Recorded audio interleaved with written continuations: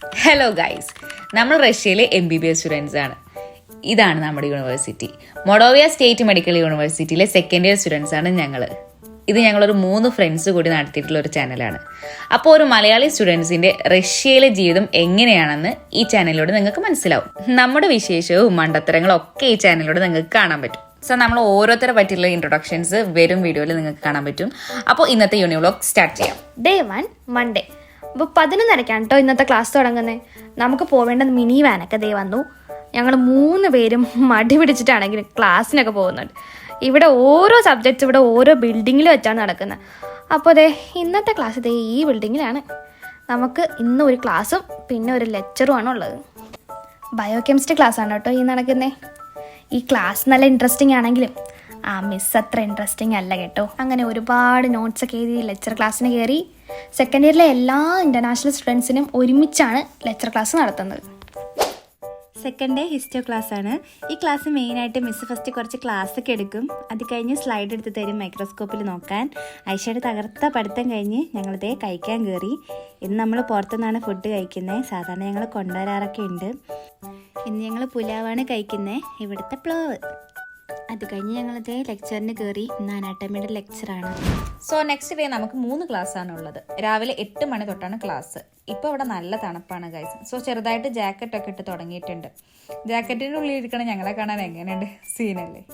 ഇതാണ് psychology building. പതിവില്ലാണ്ട് ഇത് നേരത്തെ ക്ലാസ്സിന് കയറി. ബാക്കി കുറച്ച് പേരും കൂടി വരാനുണ്ട്. സോ അതുവരെ മിസ് ഞങ്ങൾക്ക് കുറച്ച് വർക്കൊക്കെ തന്നിട്ടുണ്ട്. അപ്പോൾ അതാണ് ഈ എഴുതിക്കൊണ്ടിരിക്കുന്നത്. ഇതിൻ്റെ മുന്നേ ആക്ച്വലി 2 ക്ലാസ് ഉണ്ടായിരുന്നു, പക്ഷെ വീഡിയോ എടുക്കാനൊന്നും പറ്റിയില്ല. ഇത് കഴിഞ്ഞ് ലെക്ചറിന് കയറി. ഇന്ന് ഫുൾ ക്ലാസ് ആയിരുന്നു, ഭയങ്കര ടൈറ്റ് ഷെഡ്യൂളായിരുന്നു. സോ ഇതിൻ്റെ ഇടയ്ക്ക് നമുക്കൊരു ഗ്യാപ്പ് കിട്ടിയപ്പോൾ നമ്മൾ സ്നാക്കായിട്ട് ചക്കവാർത്തകളൊക്കെ കൊടുത്തിട്ടുണ്ടായിരുന്നു. അപ്പോൾ നമ്മളത് കഴിച്ച്. സോ ഇനി ഡേ 5 ആണ്. ഡേ 4 എടുക്കാൻ അത്ര പറ്റിയില്ല. അപ്പോൾ ഇന്ന് 2 യമണ്ട വിഷയങ്ങളാണ് ഉള്ളത്. മൈക്രോബയോളജിയും പിന്നെ അനാട്ടമി. ഈ സബ്ജക്ട്സിന് നമുക്ക് കുറച്ച് ഹൈജീനൊക്കെ വേണം കേട്ടോ.